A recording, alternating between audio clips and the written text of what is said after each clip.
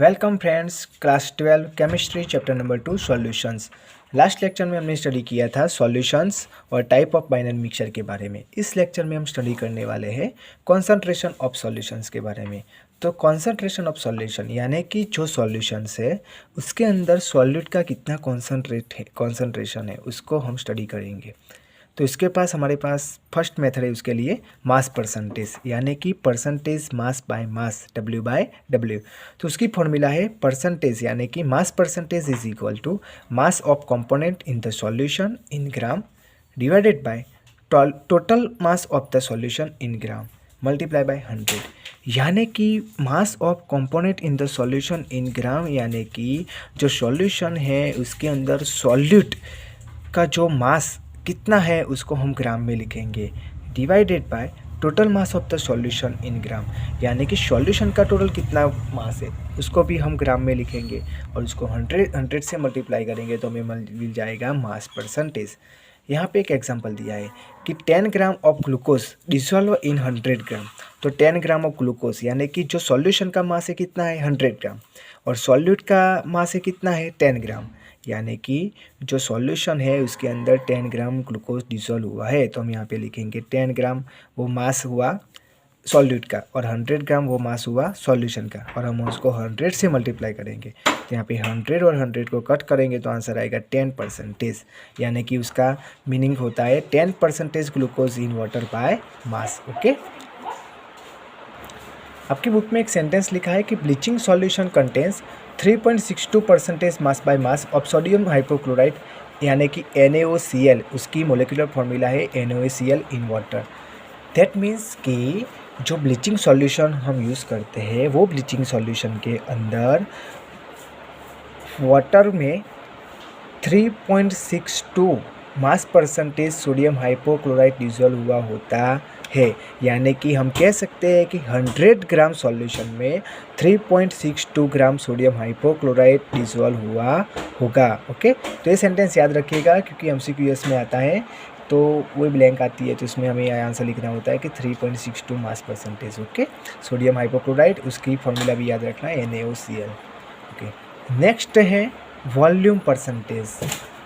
मास percentage जैसा ही है, देखो यहाँ पे तो यहाँ पे percentage V/V volume by volume. तो यहाँ पे volume percentage is equal to क्या लिखा है volume of the component in solution in ml।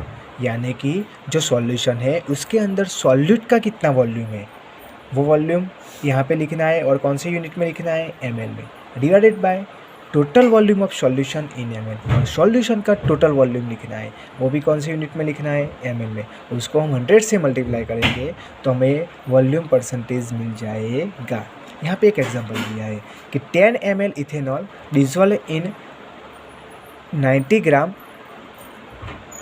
Water. Okay, क्या लिखा है 90 ग्राम वाटर। तो यहाँ पे देखो कि 10 ml इथेनॉल यानी कि वॉल्यूम ऑफ सॉल्यूट कितना हुआ 10 ml और यहाँ पे लिखना है टोटल वॉल्यूम ऑफ सॉल्यूशन। तो यहाँ पे क्या दिया है हमें 10 ml इथेनॉल और 90 ग्राम वाटर के अंदर 90 ml वाटर के अंदर वो डिसॉल्व किया हुआ है। तो 10 ml प्लस 90 ml तो सॉल्यूशन का वॉल्यूम कितना हुआ 10 प्लस 90 यानी कि 100 ml। ओके, और इसको हम 100 से मल्टीप्लाई करेंगे 100 रिकल्ट हो जाएगा तो 10% आंसर आएगा।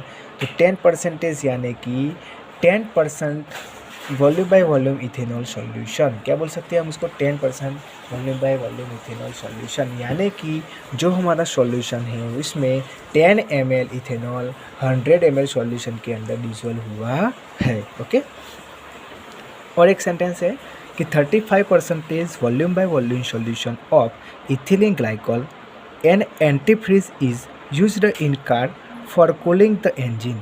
At this freezing point at the antifreeze lowers the water's freezing point to 255.54 Kelvin. Okay, देखो यहाँ पे तो यहाँ पे ध्यान देना है कि 35% volume by volume solution of ethylene glycol वो सॉल्यूशन हमारे जो कार के इंजन में एंटीफ्रीज एजेंट के लिए यूज़ होता है। एंटीफ्रीज एजेंट यानी कि जो हमें ठंडी की मौसम होती है उस टाइम जो फ्रीज है उसका टेम्परेचर लो होने जो इंजन है उसका टेम्परेचर लो होने की वजह से वो फ्रीज ना हो जाए इसके अंदर एक केमिकल लगाया हुआ होता है वो होता है इथिलीन ग्लाइकॉल और उसका कॉन्सेंट्रेशन कितना होता है 35% वॉल्यूम बाय वॉल्यूम, याद रखने का। ओके, सेकंड वन है मास बाय वॉल्यूम परसेंटेज, यानी कि percentage mass by volume W/V। तो उसकी फॉर्मूला है कि mass of component in gram, यानी कि जो सॉल्यूट है वो कितना डिसॉल्व हुआ है उसका मास लिखना है ग्राम में, divided by total volume of solution in ml, और जो सॉल्यूशन का टोटल वॉल्यूम वो ml में लिखना है, उसको 100 से मल्टीप्लाई करेंगे तो हमें मिल जाएगा मास बाय वॉल्यूम। ओके,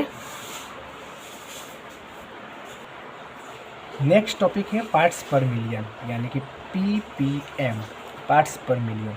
तो यहाँ पे क्या लिखा है, ppm is equal to number of parts of the component, यानी कि जो सॉल्यूशन है इसके अंदर कंपोनेंट के कितने नंबर ऑफ पार्ट्स प्रेजेंट है वो यहाँ पे लिखेंगे, divided by total number of parts all components of the solution, और सॉल्यूशन के अंदर जितने भी कंपोनेंट्स है उसके all total number of parts लिखेंगे, और उसको हम 10�6 से मल्टीप्लाई करेंगे तो हमें मिल जाएगा पार्ट्स पर मिलियन।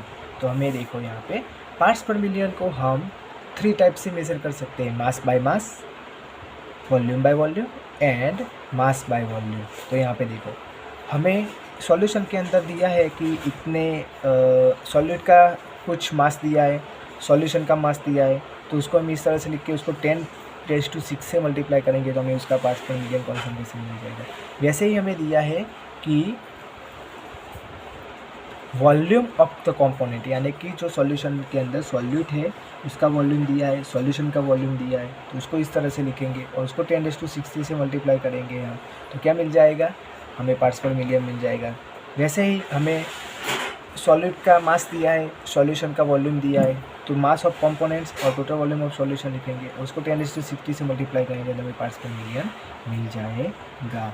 यहाँ पे क्या लिखा है, एक सेंटेंस लिखा है कि when a solute is present in a trace quantities it is convenient to express in ppm, यानी कि जब सॉल्यूट वो सॉल्यूशन के अंदर बहुत कम क्वांटिटीज़ में प्रेजेंट हो, यानी कि 1000 लीटर, मान लो कि 1000 लीटर वाटर है, उसके अंदर 1 ग्राम या माइक्रोग्राम में NaCl डिसॉल्व किया है, तो उसका जो कॉन्सेंट्रेशन फाइंड करना है तो हम ppm में कर सकते हैं। ओके,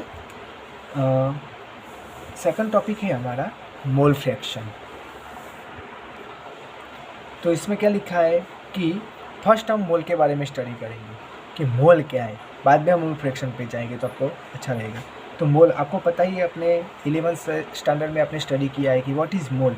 तो मोल किसको बोलते हैं, तो मास ऑफ एटम और कंपोनेंट, जो कंपोनेंट होता है उसका मास और उसके मोलिकुलर वेट ऑफ एटम और कंपोनेंट, यानी कि जो कंपोनेंट है उसका मास और उसका मोलिकुलर वेट, इन दोनों का फ्रैक्शन ले लेते हैं आप तो हमें मोल मिल जाता है। ओके, तो यहाँ पे मैंने एक एग्जांपल दिया है कि मोल ऑफ सॉल्यूट। अब हमें सॉल्यूट और सॉल्वेंट के मोल को दिखाना है तो कैसे दिखाएंगे, तो मोल ऑफ सॉल्यूट को ले लेंगे हम N2 और मोल ऑफ सॉल्वेंट को ले लेंगे हम N1। क्या लेंगे, N1। मोल ऑफ सॉल्यूट यानी कि सॉल्यूट का मोल कितना N2 है मान लो कि, और मोल ऑफ सॉल्वेंट है N1, तो उसका मोल फ्रैक्शन कितना होगा। इसके लिए हमारे पास फॉर्मूला है, कौन सी फॉर्मूला है, तो देखो यहाँ पे, तो मोल फ्रैक्शन ऑफ सॉल्यूट उसको हम Chi2, ये जो X लिखा है ना उसको बोलते हैं काई, क्या बोलते हैं, काई, जो X लिखा है उसको क्या बोलते हैं, हम काई बोलते हैं। ओके, क्या बोलते हैं, काय। ओके, तो देखो यहाँ पे mole fraction of solute Chi2 is equal to N2/N1 + N2, यानी कि जिसका भी मोल फ्रैक्शन फाइंड करना है उसके मोल को हम ऊपर लिखेंगे और उसके डिवीज़न में टोटल मोल लिखेंगे, यानी कि उसके अंदर जितने भी कंपोनेंट प्रेजेंट है वो, तो इसमें सॉल्वेंट प्लस सॉल्यूट का मोल। ओके, तो सॉल्यूट का मोल divided by solvent plus solute का मोल। वैसे ही हमें मोल फ्रैक्शन ऑफ सॉल्वेंट फाइंड करना है तो यहाँ पे किसका मोल लिखेंगे, सॉल्वेंट का मोल divided by solvent plus solute का मोल। ओके, तो वैसे हम मोल फ्रैक्शन ऑफ सॉल्यूट, सॉल्वेंट या कोई भी कंपोनेंट प्रेजेंट है उसका मोल फ्रैक्शन निकाल सकते हैं। इसलिए यहाँ पे हमने एक फॉर्मूला लिखी है कि mole fraction chi is equal to number of moles of the component divided by total number of the mole of all the component. Okay, यहाँ पे एक सेंटेंस है वो भी देख लो कि in given solution sum of all the mole fraction is unity, यानी कि जब आप हर एक कंपोनेंट का मोल फ्रैक्शन निकालते हैं। जैसे कि कोई सॉल्यूशन है, इसके अंदर 2 कंपोनेंट्स है, वो दोनों कंपोनेंट्स का मोल फ्रैक्शन निकालते हैं। अब ये दोनों मोल फ्रैक्शन का आप सम करोगे तो वो यूनिट होगा, यानी कि 1 आंसर आएगा उसका। मान लो कि हमारे पास कोई सॉल्यूशन है ग्लूकोज प्लस वाटर का, इसमें ग्लूकोज का मोल फ्रैक्शन है 0.6, ओके, और वाटर का मोल फ्रैक्शन है 0.4। जब आप इस दोनों का सम करोगे तो आंसर आएगा 1.0। वैसे कोई भी सॉल्यूशन होगा, उसके अंदर जितने भी कंपोनेंट्स है, उसके मोल फ्रैक्शन का सम ऑलवेज यूनिट होगा, यानी कि 1 होगा। ओके, इतना याद रखिएगा। Thank you friends. हमारे नेक्स्ट लेक्चर में मोलारिटी, नॉर्मालिटी, फॉर्मालिटी, मोलालिटी, इसके स्टडी करने के लिए हमारे नेक्स्ट लेक्चर अवश्य देखिएगा। Thank you.